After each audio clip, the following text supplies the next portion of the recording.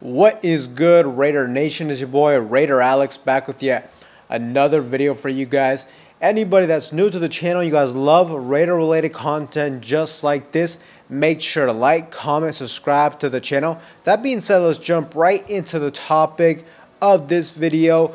So the Las Vegas Raiders finally snapped their 10-game losing streak after beating the Jacksonville Jaguars. They are now 3-12 on the regular season, and the Raiders went from having the #1 overall pick in the 2025 NFL draft to now having the #6 overall pick. And I know a lot of fans, especially me, I was very conflicted with this. I thought if we were going to be winning football games, it should have been 2 months ago and not right now. This game, I definitely thought was a meaningless victory. And I do want to address some comments where people were saying that, players don't tank, you can't tell these players to throw a game. Look, that's definitely not what I was asking for. I definitely understand that standpoint.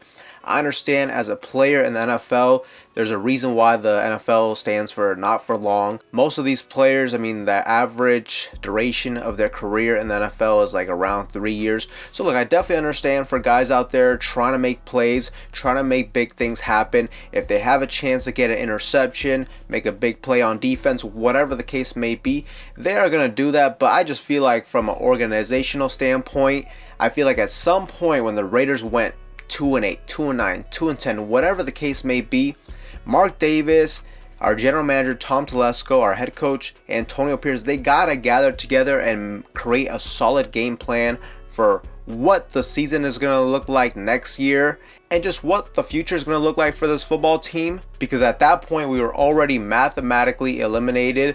And I feel like this just would have been the perfect opportunity to just kind of embrace the tank and just go out there and shut down a quarterback like Aiden O'Connell. Let Carter Bradley go out there under center, or even a Desmond Ridder. We got young guys like Dylan Laube at the running back spot. We got a young, hungry linebacker and Amari Gaynor as well. So these are like young guys that you can definitely make the argument they're not ready to start right now. But I think at that point in the season, when the season's already lost, at that point, you want to just get players out there to evaluate what you have in them and ultimately create a game plan for what you're going to do next season.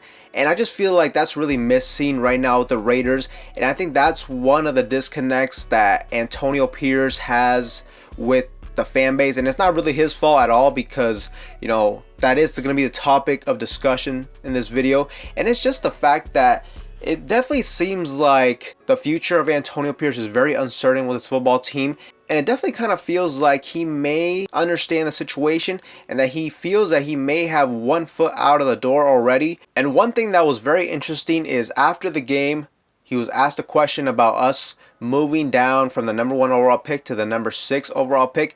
Take a listen.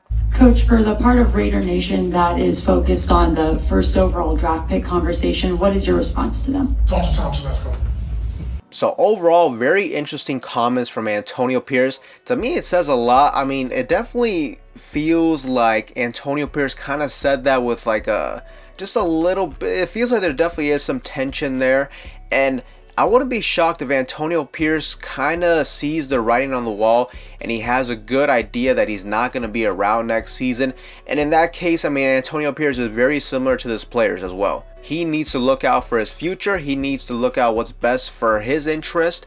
And in that scenario, he may really want to win as many games as possible. At that point, he probably really doesn't care what draft pick the Raiders going to have next season, because if he's not going to be here next season, if Mark Davis never gave him a reinsurance of him coming back next season, then that's probably how it played out. And at this point, you could also argue that Antonio Pierce is probably very well auditioning for other football teams as well, whether it be a possible head coaching position, which if he gets fired from the Raiders, I think that'll be very difficult. But at the very least, if he could go back to a linebacker coach, a potential defensive coordinator spot, whatever the case may be. But it's just very strange as the way the whole AP situation has been going the last few weeks, the last month or so. Mark Davis came out and stated that he hasn't made a decision on the head coaching position for next year.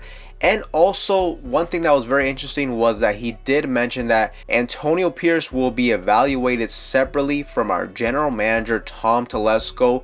So, obviously I'm just speculating right now, but to me it seems like Tom Telesco is going to have another opportunity next season.